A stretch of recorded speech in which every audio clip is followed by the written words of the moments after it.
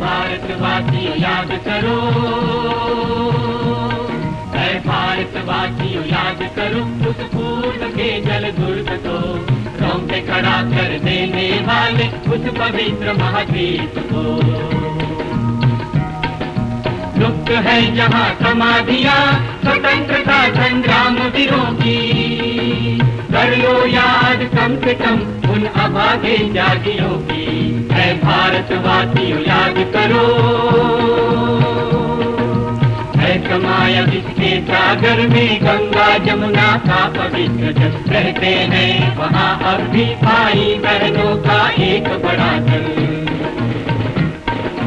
भारत के हर प्रांत के लोग पाएंगे आप वहाँ, भारत की हर बोली सुन पाएंगे आप यहाँ। कुछ तो ऐसे हैं जिन्होंने मातृभूमि को देखा नहीं, फिर भी रखते साथ अपने हैं सुनहरी याद सभी, भारतवासियों याद करो। कुछ तो ऐसे हैं जो सुनाते पुरानी दास्तां, हर पत्थर दिल को हिलाने वाले कारस्तान। झगड़े आते थे पहले हथकड़ियों में हमारे भाई, है उन्हीं को ही देनी अब स्वतंत्रता की बधाई।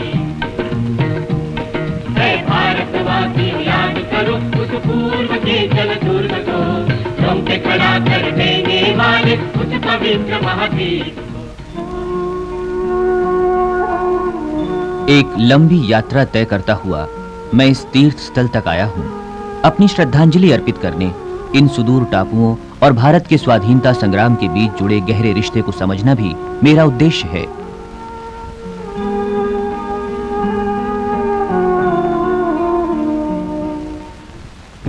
बंगाल की खाड़ी में बसे अंडमान और निकोबार के ये द्वीप कलकत्ता से 1200 किलोमीटर दक्षिण में और मद्रास के पूर्ववर्ती तट से 1200 किलोमीटर की दूरी पर स्थित हैं।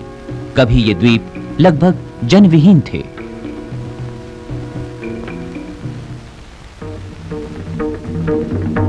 सन 1857 के प्रथम भारतीय स्वाधीनता संग्राम में अंग्रेजों ने स्वतंत्रता सेनानियों को निर्वासित कर भारत भूमि से दूर रखने के लिए इन्हीं टापुओं को चुना था।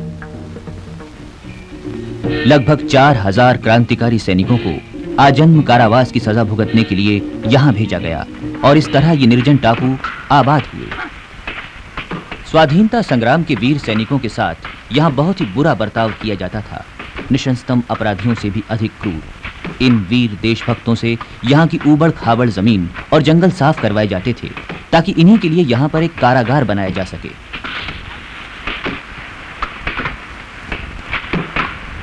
तब यहाँ की परिस्थितियां बहुत भयानक थीं। मलेरिया, जोंक, विषैले बिच्छू और ऐसे ही न जाने कैसे कैसे संकट कदम कदम पर बिखरे हुए थे।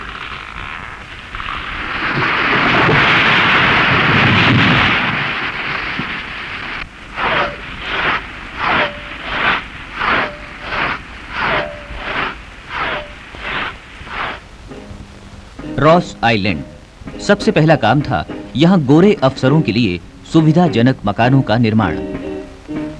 विलासितापूर्ण बालरूम, चीफ कमिश्नर का शानदार घर, चर्च और बैरक सभी विंडसर कैसल के आसपास के क्षेत्र के नमूने के आधार पर बनाए गए। घने जंगलों में एक छोटा सा इंग्लैंड बसाया गया, बंदी बनाकर लाए गए 600 स्वाधीनता सेनानियों के हाथों।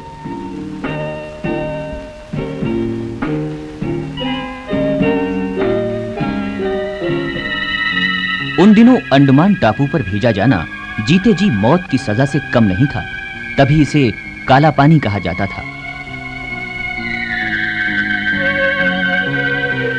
एक अंग्रेज पर्यटक बॉर्डन क्लॉस ने यहाँ के आतंकमय वातावरण का वर्णन करते हुए कहा था कि निकटवर्ती वाइपर आइलैंड पर बंदियों को अगर कोई आजादी है तो सिर्फ भयानक विष भरे सांपों से मित्रता करने की।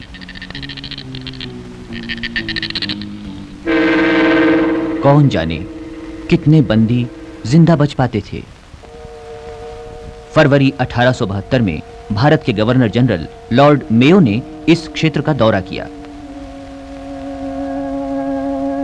इन क्रूर परिस्थितियों से त्रस्त एक क्रोधी पठान शेर अली ने मेयो को चाकू से घायल कर दिया।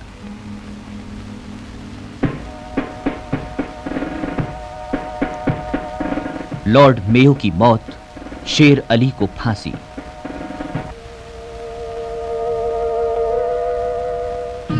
तत्काल यहां भी लंदन के पेंटोविला कारागार के अनुरूप पर उससे भी कहीं अधिक विशाल एक कारागार बनाने का निर्णय लिया गया।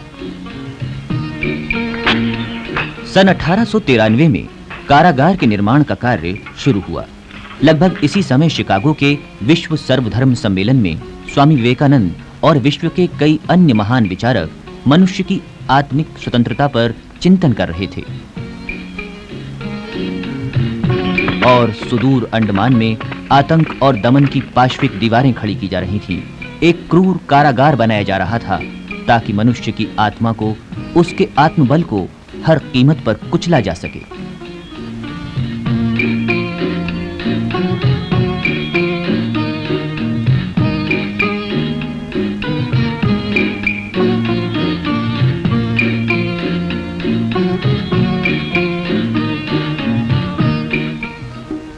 स्वाधीनता संग्राम के उत्कर्ष के साथ साथ काला पानी में बंदियों की संख्या भी बढ़ती गई। देश के कोने कोने से निर्वासित होकर आने वाले देशभक्त बेड़ियों में जकड़े हुए अपने घर, अपने परिवार, अपनी धरती से दूर यहाँ इन काल कोठरियों को आबाद करते रहे। इनमें से कितने ही जीते जी अपनी धरती पर वापस न लौट सके। ये आजादी के दीवाने यहाँ आए थे सिर पर कफन बांधकर, मातृभूमि के लिए अपने प्राण न्यौछावर कर देने का अदम्य संकल्प लेकर। वो संकल्प जो बेड़ियों की झंकार बनकर कारागार की मनहूस दीवारों को हमेशा ललकारता रहा। सेलुलर जेल के प्रवेश द्वार पर दिल दहला देने वाले उपकरणों की सजावट रहती थी ताकि जेल में कदम रखते ही कैदी आतंकित हो जाए, उसका आत्मबल लड़खड़ा जाए।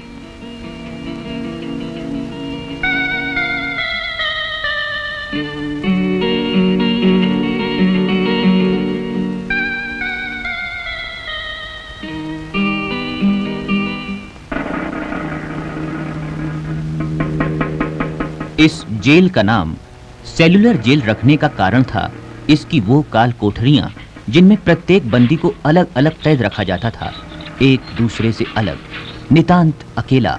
अपने साथी बंदियों के साथ संपर्क की उसे कोई गुंजाइश नहीं थी।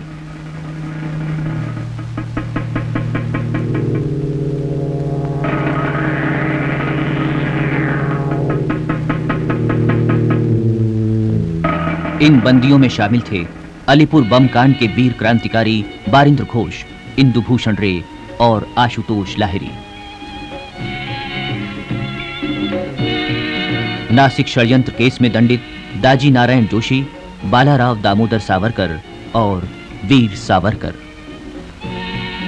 गदर पार्टी के भान सिंह, बाबा सोहन सिंह, बाबा मंदन सिंह, बाबा गुरमुख सिंह, राम शरण दास और अन्य। लाहौर षड्यंत्र केस के भाई परमानंद, पृथ्वी सिंह आजाद और अन्य। खुलना षड्यंत्र केस के बिंदुभूषण डे, नगेंद्र चंद्र देव, केहर सिंह और प्रमथ घोष।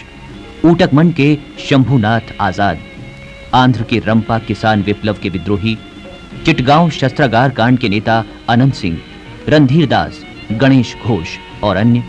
और मातृभूमि पर मर मिटने वाले ऐसे सैकड़ों स्वाधीनता सैनिक जो देश की खातिर इन काल कोठरियों में हंस हंस कर दारुण यातनाएं झेलते रहे, मौत से बदतर जिंदगी जीते रहे, गुमनामी की मौत मरते रहे।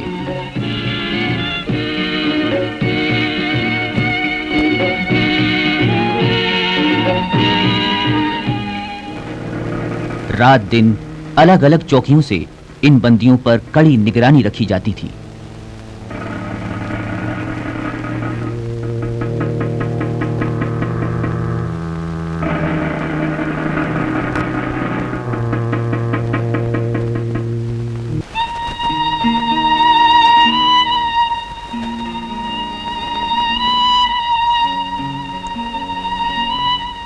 सेलुलर जेल में मनमानी, अन्याय और अत्याचार का मानो अंधा राज था। प्रत्येक बंदी को पहले 6 महीने नियमित रूप से एकांत कारावास भोगना ही पड़ता था।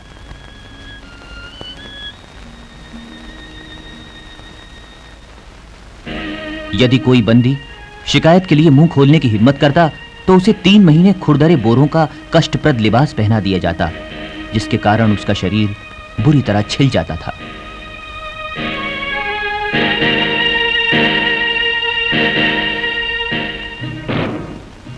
प्रत्येक बंदी को अपनी दैनिक क्रिया अपनी कोठरी में ही पूरी करनी होती थी।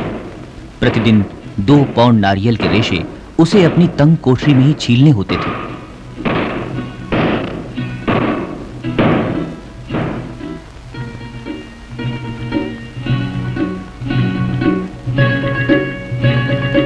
यदि वो नारियल के बारे में शिकायत कर बैठता तो उसे नागफनी या कोई अन्य कांटेदार पौधे दिए जाते ताकि हाथों की पीड़ा उसके दिलो दिमाग तक गहरी उतर जाए।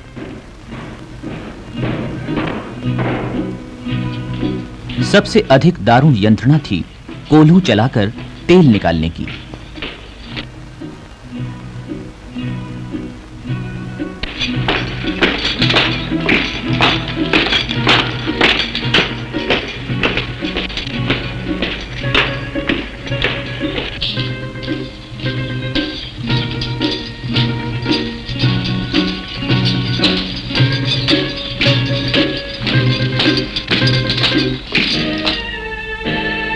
बैल की तरह कोल्हू में जुतकर उन्हें प्रतिदिन 30 पाउंड तेल निकालना होता था।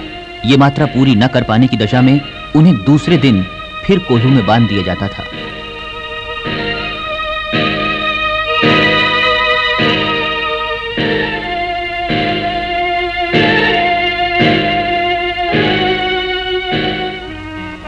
यदि कोई बंदी जेल के नियमों के अनुसार आचरण नहीं करता था तो उसे एक दीवार के साथ हथकड़ी बांधकर पूरे 7 दिन तक खड़ा रखा जाता था।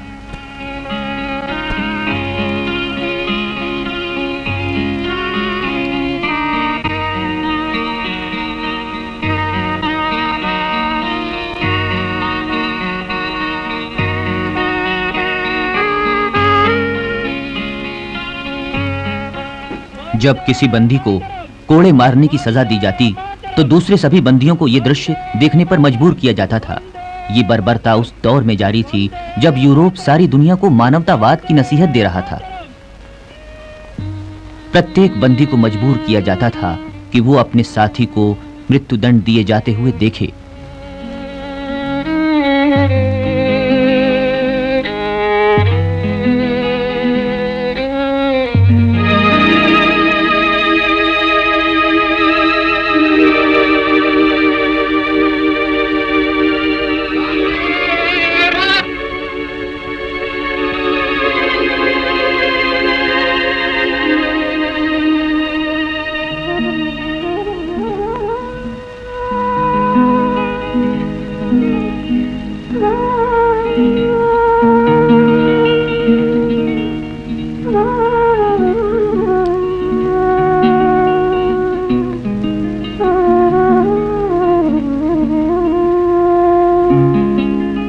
ऐसे संगठित अत्याचार के सतत प्रहारों से कई बंदियों की सहन शक्ति जवाब दे जाती थी और इसकी परिणति होती थी आत्महत्या में। ब्रिटिश प्रशासन की कार्यकुशलता का ये एक ऐसा पहलू है जिसकी गवाह हैं इस सेलुलर जेल की खामोश दीवारें।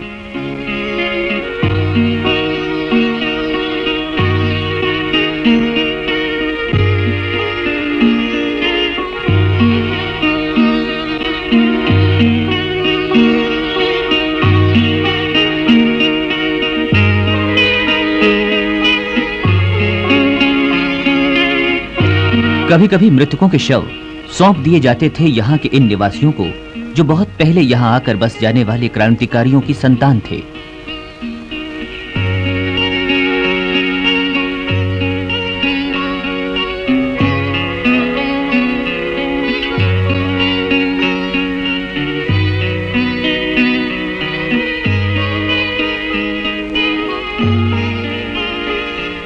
अपनी खोज के दौरान मैंने पाया ऐसे कितने ही लेखक और कवि यहाँ बंदी जीवन बिता चुके थे जिनकी प्रतिभा को सेलुलर जेल की दीवारें भी कैद न रख सकीं।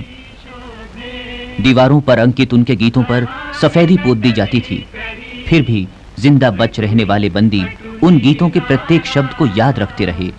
पड़ोस की काल कोठरी से आने वाली हर आह इन गीतों में मुखरित होती रही। यस्य भारत भूमिका पितृभू पुण्यभूश्चैव तवैहिन्दुरिति स्मृतः हाय तुझा गोड गातची गाना छड़ी विरह वेदना प्राण। सन 1937 में जब प्रांतों में कांग्रेस की सरकार बनी तो कांग्रेस ने इन टापुओं में निर्वासन की नीति में परिवर्तन की मांग की। बार बार होने वाली भूख हड़तालों और कांग्रेस की जोरदार मांग का नतीजा था 1938 में राजनीतिक बंदियों की रिहाई।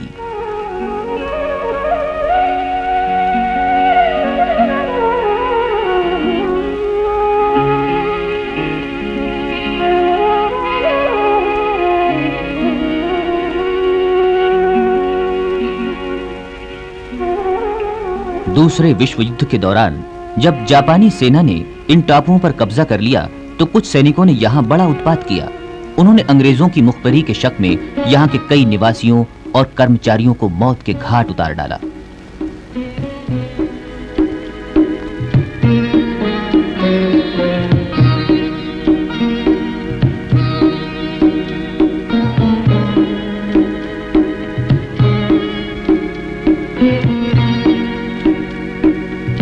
जिन कब्रों में उन्हें दफनाया गया वे भी स्मरणीय स्थल हैं।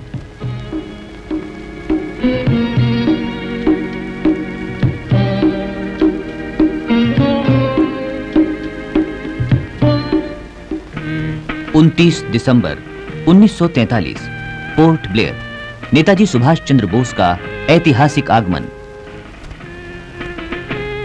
सेलुलर जेल में जाकर नेताजी ने देश के लिए अपने प्राणों की आहुति देने वाले वीरों को श्रद्धांजलि अर्पित की।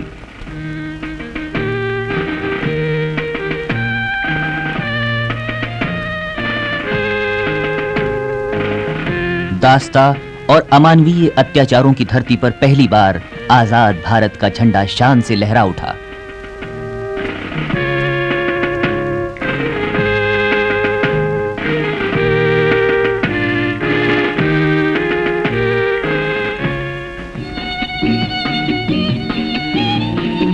आजादी आई, अंडमान और निकोबार द्वीप उपनिवेशी अभिशाप से मुक्त हुए।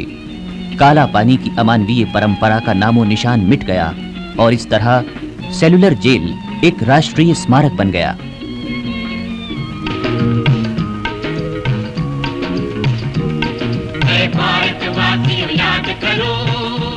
तो यही है वो पुण्य स्थली जहां मैं आया हूं। कितने ही ऐसे नाम हैं जो मुझे रह रहकर याद आ रहे हैं।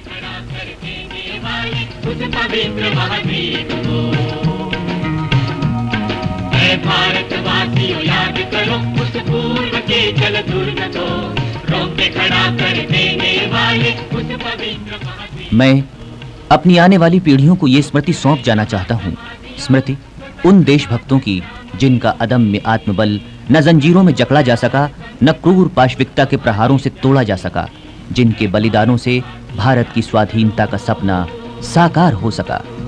समाया जिसके सागर में गंगा जमुना का पवित्र जल कहते हैं, वहाँ अब भी भाई बहनों का एक बड़ा भारत के हर प्रांत के लोग पाएंगे आप वहाँ।